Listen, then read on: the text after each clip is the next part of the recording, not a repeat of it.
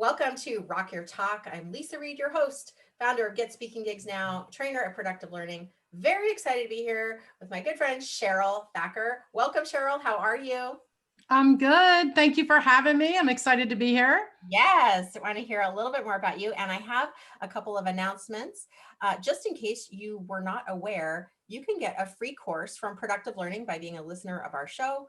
It's called New Thinking for New Actions. And this is for the person, if you're thinking, gosh, I know exactly what I'm supposed to do, but I know I'm not doing it. Or, wow, I really want to prepare for the next year and get my vision and my goals all situated, then go to productivelearning.com/gift and you will get that free course, New Thinking for New Actions. That'll set you up real nice. If you are a speaker tuning into our show, especially if you're a speaker who is in business and want to market your business through speaking, you have a couple gifts for you at GetSpeakingGigsNow.com. And one of those gifts is 5 top tips to get more speaking gigs. So you're going to grab that. And if you are also thinking, I really need to get on board, I need to have a plan, I want to build this part of my business as a speaker, then schedule a call with me. It's a speaker strategy session, and you can get that on GetSpeakingGigsNow.com as well. So all these fun gifts, you haven't even gotten started and you already have gifts available to you. How exciting is that? Now I want to hear about Cheryl. I have been on her show, so I know a little bit about her, but I know you don't know maybe a lot about her. So Cheryl, tell us in a nutshell, what is it that you're doing to put magic out in the world? Who are you helping? Tell us a little bit about you. Yeah, so I'm a master board certified coach, and I help other coaches and entrepreneurs to get clients and set up their business for success. I've been coaching for 11 years and have had successful coaches enterprise for 7 years. And I love helping coaches. I'm also a training director, at a coaching school. So I like to just help coaches and entrepreneurs really kind of create their dream life and their dream business and be successful at it. It's my passion. Are most of your clients coaches or business owners, or a combination of both? It's a combination of both. Wow. Yeah, I know it's funny that as a coach, we still need business coaching, right? We still need, Absolutely. it's still a business. No matter how you slice and dice it, it's still a business. I used to own a day spa, and it was like, well, people are like, oh, that must be so relaxing. I'm like, well, it is a relaxing environment. It's still a business. There's still inventory and payroll and bookkeeping and hiring and taxes and yeah. And that's the thing. Like, a lot of coaches and entrepreneurs don't think of it as a business, and then they're not successful, because you do need to treat it like a business, and you do need business coach or mentor or something, that's going to help you. So absolutely. Yeah. And I think you also, for me, I know I need people who do things that I'm not great at. And I know that, and maybe we'll be getting into this in a moment, but I also know that when I start putting something off, like procrastinating an important task that needs to, for the health of the business, that's my clue to bring in, that bookkeeper, bring in my social media manager, bring in, somebody to get a little bit of support. And I wish that we would get, as entrepreneurs, a little note in the mail saying, oh, you are ready to hire so-and-so for such and such. But there is no note coming, guys. Nope. You got to use your noodle. So I bet that you help people make those kind of decisions of like, okay, if you're this level, then you need to be here. And yes, absolutely. Help them to realize what kind of support they need and the level of support that they need. Yeah. Because you don't have to just go all, No, you don't have to be hog wild about it or anything. You can just, get what you need at each increment, wherever you are in your business, and help you scale up. And, at that level, you'll need a different level of support, and it grows. But it starts with when you decide that you want a business. Yes, I love that. And I know today you're going to be sharing 3 tips on getting visible. And so I am excited to hear what you have to say about that. Do you mind sharing your first tip with us? Sure. So my first tip is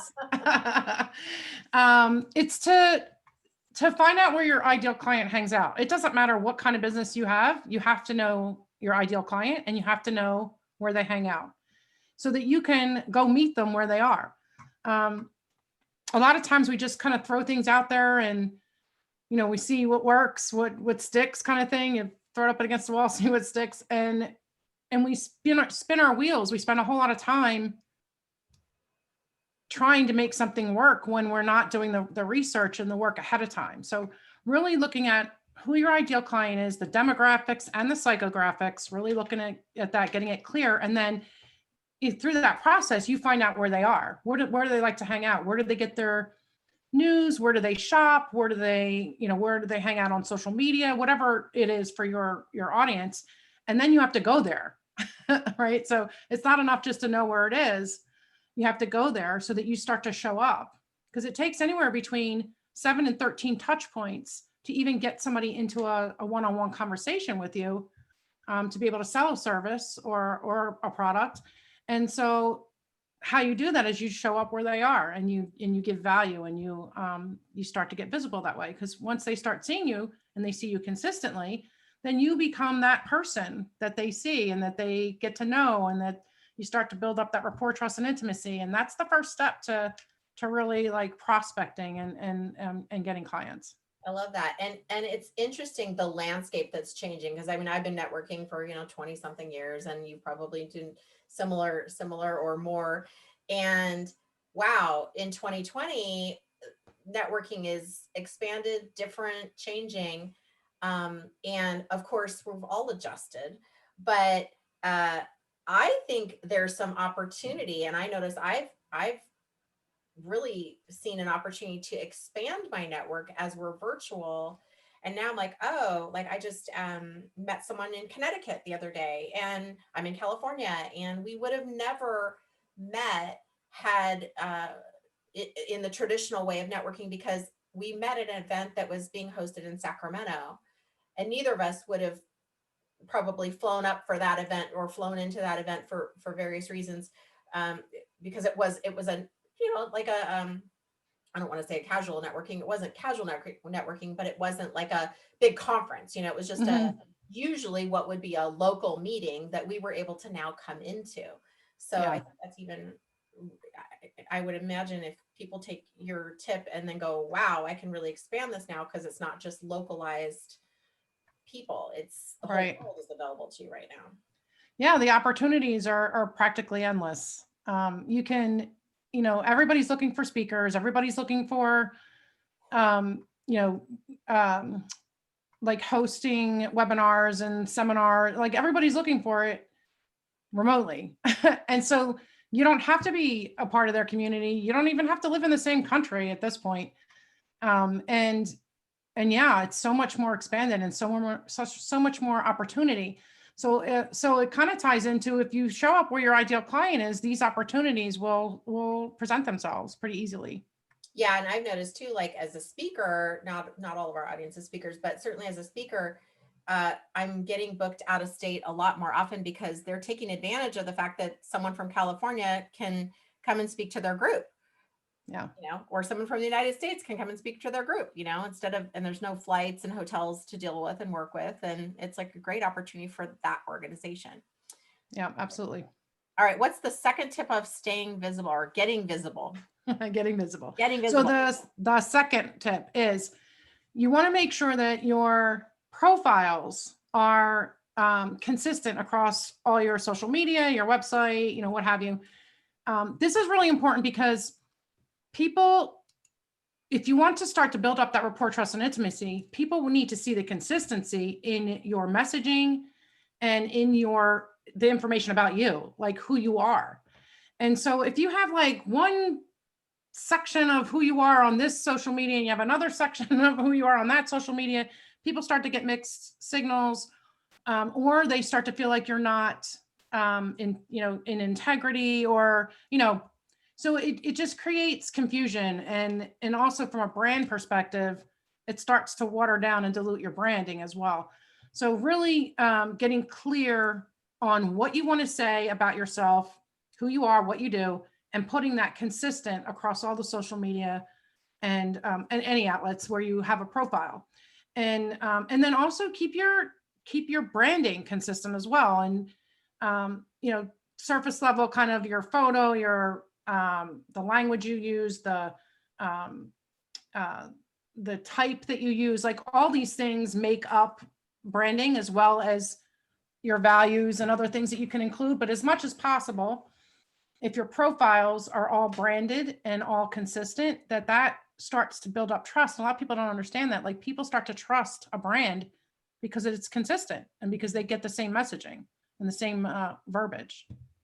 That's such a great point. And it's those little things that I think can, again, be overwhelming for one entrepreneur, one business owner, or you're not really realizing, or you've moved from, maybe you've shifted a business to this business or industry to this industry, or used it for personal reasons, especially social media, certainly. And then now, like, oh, wait, I'm being more visible on social media possibly. And how do I want to play that? Like, do you want to move it to professional or keep it social, or do two different profiles? I don't know. Yeah. There's a million ways to Sunday, right? Yeah. Even hashtags, like, I so remember the first time I heard that phrase, I was like, what? Isn't that just called pound? Why are we calling it a hashtag? Can we just call it pound? Because that's what we've always called it. But apparently not. So now it's hashtag. But anyway, but having your same hashtags, like your consistent hashtags, and then adding to that is. Yeah, absolutely. I think hashtags are important too. And like, I use my company name as a hashtag all the time. And then 2 of my products are all like those 3 things, and Coach Cheryl Thacker. So 4 hashtags I use in everything. And then I'll add in others depending on what's going on in the post. That's great. I love that. Can I ask, do you do your own social media posting, or do you have someone do it for you? Like, do you have I now have someone else. Uh-huh. I used to do it myself Yeah.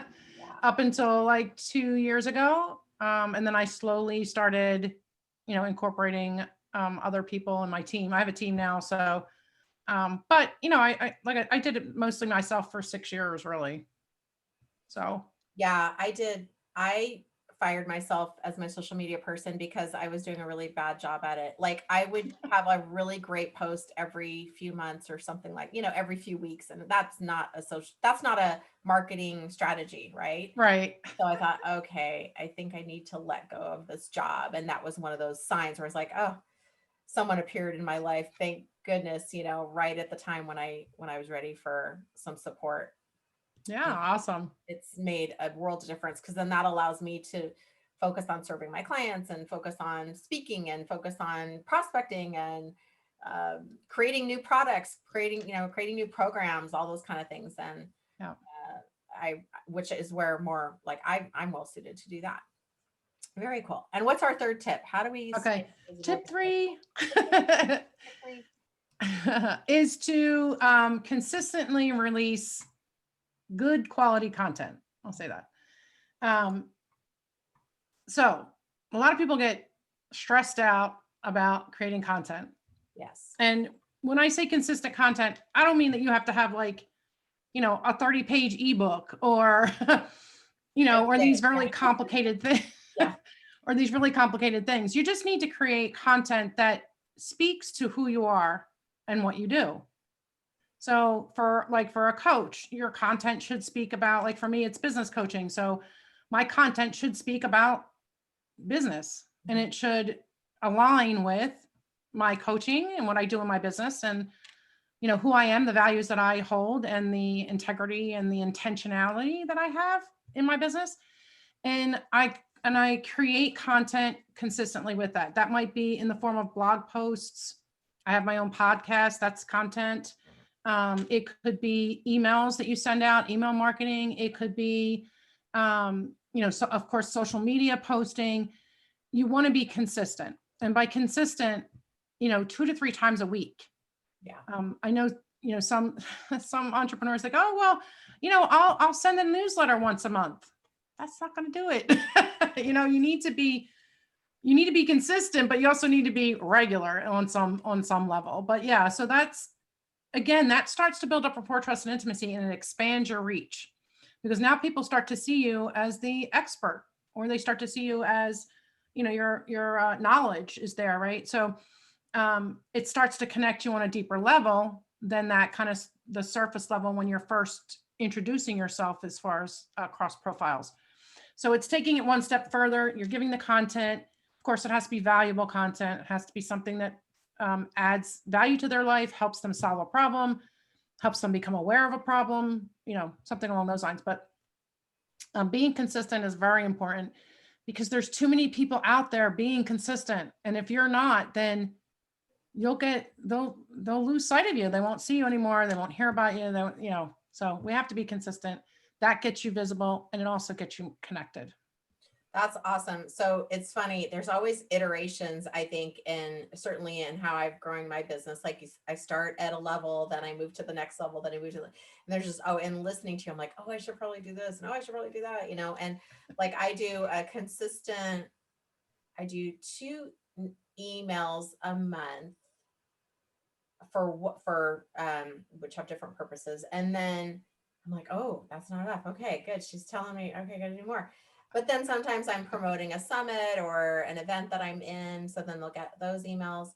But then I definitely post 5 days a week on different social media. So I'm like, okay, so there's consistency. So maybe not in every single category 100%, but I will give myself a high grade on the social media. And there is consistency. It may not be as much quantity as needed, but there's definitely consistency. And I love that. And I remember when I finally, created that plan, I felt a lot more confident as a business owner and more like, okay, like I'm grown up now, like I got this stuff. And I think that it's funny because even though it's a strategy and it's a thing that you're doing, that confidence is really empowering, like a really empowering. Absolutely. Yeah, it can make a big change. It can shift your own perspective of yourself and your business as well. Yeah. So it does give you that confidence. Yeah. But and having that, and I think too, like if you know what your goal is, like if you're gonna do a email however many times, Cheryl, go to Cheryl for that information. Don't ask me. I know what I'm doing, but clearly I have some room to grow. But then what content you need to create. Like, okay, and it's so easy to get overwhelmed. But honestly, if you did maybe one of your posts a week is about sharing a technical tip or something, like I'll sometimes do like a speaker tech tip.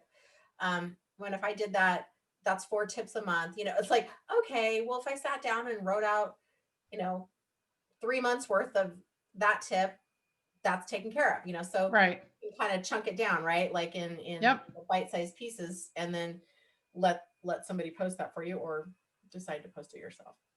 Yeah, definitely. It helps you to stay organized. And like you said, you can create a lot of the content pretty quickly. And maybe some other content, it would take you a little bit longer, but it also helps you to structure your days because then you know what you have to do when and for what. Yes. Otherwise, it could just kind of end up being like a free for all, and you can get, I know, like, really sidetracked with other projects that are going to come in your inbox and things like that. Yep, absolutely. Organized. I like that. Okay, I've got some homework, guys. I already know. A little homework to do, but that's good. It's a good reminder. And if you haven't done any of these things that Cheryl's talking about, then start somewhere. That's like, just start somewhere. And I think actually you have a guide that is going to help people with some of these things. Yes. Yes. It's the Master Your Coaching Biz checklist. But it's for any entrepreneur. And just basically, it has the 6 pillars to a successful business, and all of that is in that checklist. So like keeping you like, okay, have I done this? Check. Okay. Ooh, I need help on this one. It's not checked off. Okay.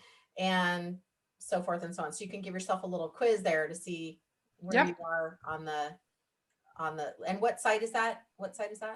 It's under successfulcoaches.com. Okay. Successfulcoaches.com. I can't believe you got that URL. How cool is that? It took me 3 years to get that URL. Really? Would you just like keep checking to see if it was open?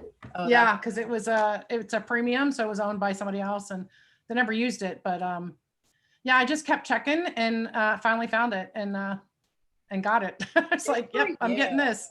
I love that you had it on your mind and you grabbed it. I love that.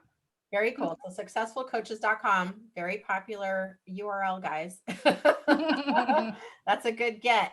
And then I have one other question for you, Cheryl, that is not related to business. And Okay. that is, if you had, I mean, the show's called Rock Your Talk. So who is your favorite group or rock singer that you just like absolutely love? Oh, that is a tough question. Doesn't have to be your absolute favorite. It could be one of your favorites. Well, I mean, I think Bruce Springsteen is probably high up there. Excuse me. Yeah, I would say Bruce Springsteen is a big. I can listen to his music from when I was kid to now. I love his music. Yeah, So. he's so consistent. What a great musician. Yeah, Well, I love that. Yeah, that Born in the USA, man, never gets old, right? that's right. Still gets you motivated. Still gets you singing. Yeah, absolutely. It's a beautiful, and many others, but yes, he's brilliant. Very good. How cool is Yeah. that? I'm always surprised how people can bond through music. It's like, oh, we're talking about business, but music is crosses all boundaries. It's like, oh, we're all Yeah, absolutely does. very cool. Well, thank you for being on our show and sharing these cool tips with us and reminding me what I need to go get taken care of. So, and make some tweaks and, tighten some things up. And for those of you listening, I want you to make sure and be kind to yourself. Be kind to somebody else today. If you haven't already done that, you can give yourself a hug or just say something nice to yourself. Take a nap. You can, I don't know, do whatever you want to do. Just whatever you need, take care of that. And we will definitely see you on the next episode. Make sure to subscribe so that you can get more tips from other experts as we continue the Rock Your Talk series. And we will see you next time. Bye.